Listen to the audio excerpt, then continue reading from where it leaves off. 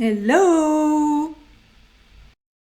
Bonjour, nous sommes le 10 juin 2021, 71e jour de mon challenge. Et aujourd'hui, je vais revenir sur une lecture, en tout cas un livre que je suis en train de lire en ce moment, qui s'appelle La tribu des mentors.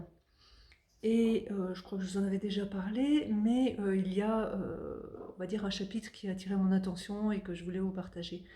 Donc en fait, pour rappel, dans la tribu des mentors, donc Tim Ferriss, l'écrivain, a envoyé une série de questions à plein de gens super connus, ou en tout cas pas forcément connus du grand public, mais experts dans leur domaine.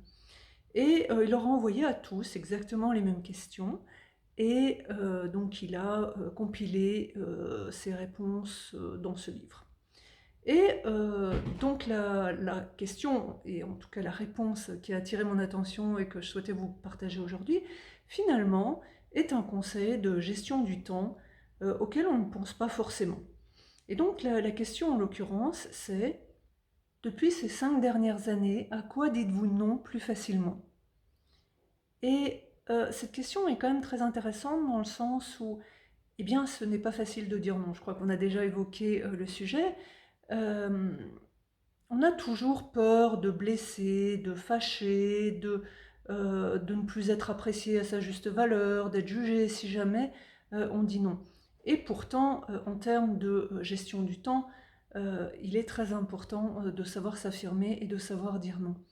Et donc, je trouve cette question tout à fait pertinente, et bien évidemment, il a donc posé cette question à toutes les personnes à qui il a envoyé donc son questionnaire. Et il y a une personne donc qui s'appelle Esther Dyson et qui est investisseuse, mais bon, qui a monté des sociétés, enfin bon, qui fait plein de choses. J'imagine que si vous êtes en France, probablement que ce nom ne vous dit rien, ou peut-être si vous connaissez son domaine d'expertise. En tout cas, en ce qui me concerne, je ne connaissais pas cette personne. Et elle dit en fait que désormais, elle aurait tendance à fuir beaucoup plus facilement qu'auparavant toutes les conférences qu'elle trouve sympas, mais qui finalement sont relativement inutiles, enfin bon, dans lesquelles on n'apprend pas forcément quelque chose. Et donc la question qu'elle se pose sans arrêt, c'est: et si c'était mardi prochain, est-ce que j'irais? Parce qu'en fait, l'idée de cette réponse, c'est qu'il est toujours facile de remplir son agenda 6 mois à l'avance. Donc en fait, quelqu'un vous contacte pour faire une intervention, vous-même pour y participer, et c'est dans 1 mois, dans 2 mois, dans 3 mois. Et effectivement, on va avoir tendance à répondre oui, parce que quelque part, soit on est content de rendre service, soit effectivement on trouve judicieux de participer à tel ou tel événement, et on n'y fait pas attention. Et quelques jours avant, il y a un tas de choses qui se sont intercalées, et finalement, on s'est engagé quelque part, et on se retrouve un petit peu pieds et poings liés, on est coincé, donc qu'est-ce qu'on fait? Est-ce qu'on rappelle la personne? On dit qu'on peut pas, mais on s'est déjà engagé quelques mois avant, quelques semaines avant. Donc en fait, c'est plutôt, ça peut générer des situations délicates.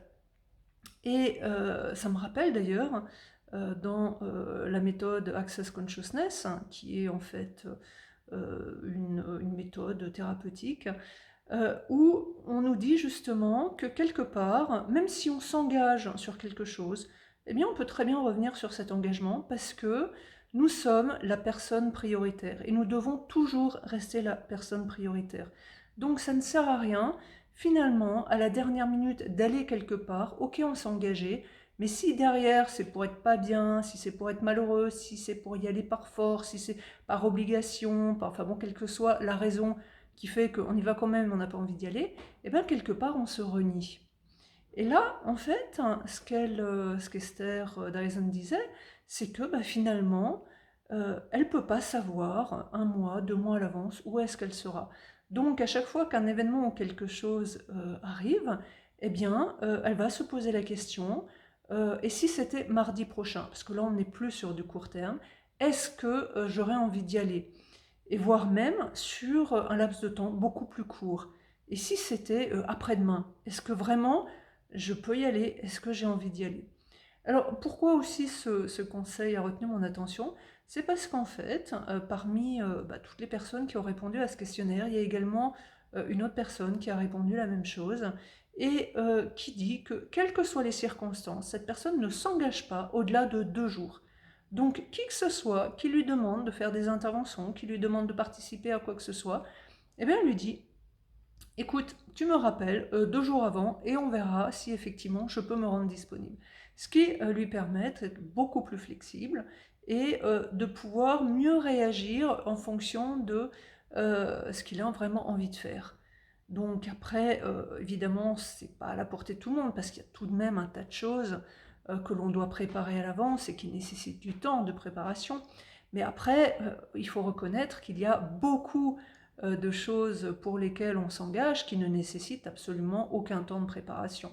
Donc voilà, je voulais juste vous soumettre cette réponse qui a été faite par quelques personnes connues, donc appelées mentors dans ce livre, comme élément de réflexion, parce que quelque part, je trouve ça assez judicieux, puisque je pense que si vous m'écoutez, vous comme moi, on s'est toujours retrouvé dans des situations où on dit oui parce que on trouve ça génial 1 mois, 2 mois avant, et puis on s'y retrouve la veille, on n'a pas forcément envie d'y aller, on se dit ah zut pourquoi je me suis engagée, ou alors en toute bonne foi, on s'engage pour quelque chose et quelque chose de capital vient au milieu et quelque part on est obligé de dire non à la première personne envers laquelle on s'est engagé parce que on va dire qu'il y a une autre priorité, qu'elle soit personnelle ou qu'elle soit professionnelle, qui s'est intercalée. Donc quelque part, c'est pas top non plus. Voilà, donc c'était juste la petite capsule du jour. Je vous remercie de m'avoir écouté et je vous dis donc à demain pour une nouvelle vidéo. Merci, au revoir.